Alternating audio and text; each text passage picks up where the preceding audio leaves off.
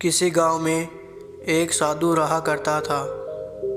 वह जब भी नाचता था तब ही बारिश होती थी।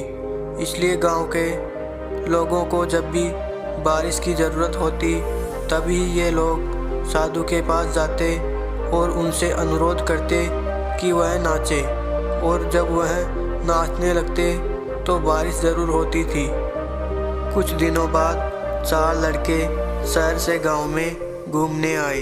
जब उन्हें यह बात पता चली कि किसी साधु के नाचने से बारिश होती है तो उन्हें यकीन नहीं हुआ। शहरी पढ़ाई लिखाई के घमंड में उन्होंने गांव वालों को चुनौती दे दी कि अगर हम भी नाचेंगे तो बारिश होगी, और अगर हमारे नाचने से बारिश नहीं हुई तो साधु के नाचने से भी नहीं होगी। अगले दिन सुबह सुबह गांव वाले उन 4 लड़कों को लेकर साधु की कुटिया के पास पहुँचे। गांव वालों ने साधु को सारी बात बताई। फिर उन लड़कों ने नाचना शुरू किया। पहले लड़के ने नाचना शुरू किया। आधा घंटा बीत गया। फिर पहला लड़का थक कर बैठ गया, पर बादल नहीं दिखे।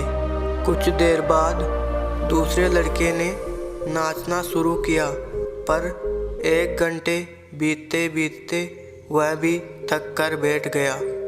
बाकी दोनों लड़कों ने भी ऐसा ही किया, पर बारिश नहीं हुई। अब साधु की बारी थी।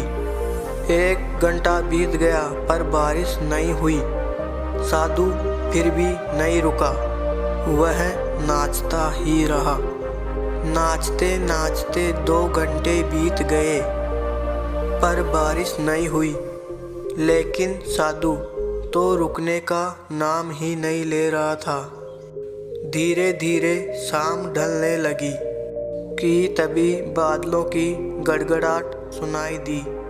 थोड़ी देर बाद जोरों की बारिश होने लगी। यह देखकर चारों लड़के दंग रह गए और तुरंत साधु से क्षमा मांगी।